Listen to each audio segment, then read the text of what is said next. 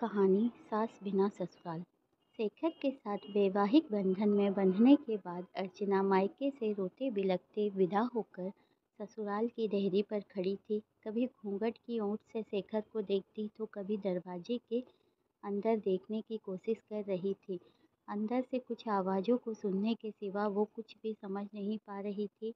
उसे ये तो पता था कि शेखर की माँ नहीं है, यानी वो सास बिना ससुराल में जाने वाली है। काफ़ी देर के बाद भी कोई गृह प्रवेश के लिए नहीं आया तो उसने शेखर की तरफ आशा भरी नज़रों से देखा, क्योंकि वो खुद भी काफ़ी थकान महसूस कर रही थी। शेखर ने शायद अर्चना की नज़रों की भाषा पढ़ ली थी। वो अपनी छोटी बहन को बुलाकर लाया और उसके कान में कुछ कहा। थोड़ी देर में बहन कुछ औरतों के साथ लेकर आई और अर्चना का गृह प्रवेश करवाया। आगे भी कुछ रस्में हुई। इन सब के बीच अर्चना तो ये समझ ही गई कि सास बिना ससुराल का मतलब है बवाल। धीरे धीरे सारे रिश्तेदार चले गए। कोई अपनापन दिखाता तो कोई बेगानापन। सब अपने अपने तरीके से अपना और दूसरों का परिचय दे रहे थे।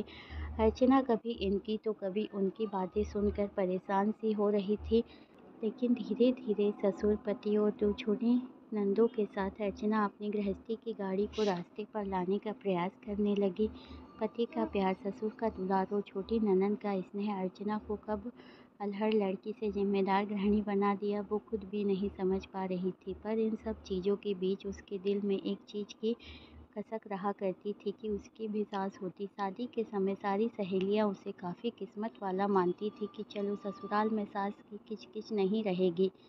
पर सच्चाई तो ये है कि जिस घर में सास ना हो उस घर में आने वाले सारे लोग सास ही बनने की कोशिश करते हैं। अर्चना भी इस बात को समझती थी, तभी तो दिल में फैसला कर चुकी थी कि वो अपनी बेटियों की शादी सास बिना ससुराल में नहीं करेगी। कुछ रिश्ते नमक जैसे होते हैं, सास का भी रिश्ता कुछ इसी तरह का है। ससुराल का हर सुख बिन सास के फीका ही स्वाद देता है। ये कहावत भी सही है कि सास गले की फांस होती है जो ना निगली जाती है और ना उगली जाती है, पर इनका रिश्ता काफ़ी खास होता है।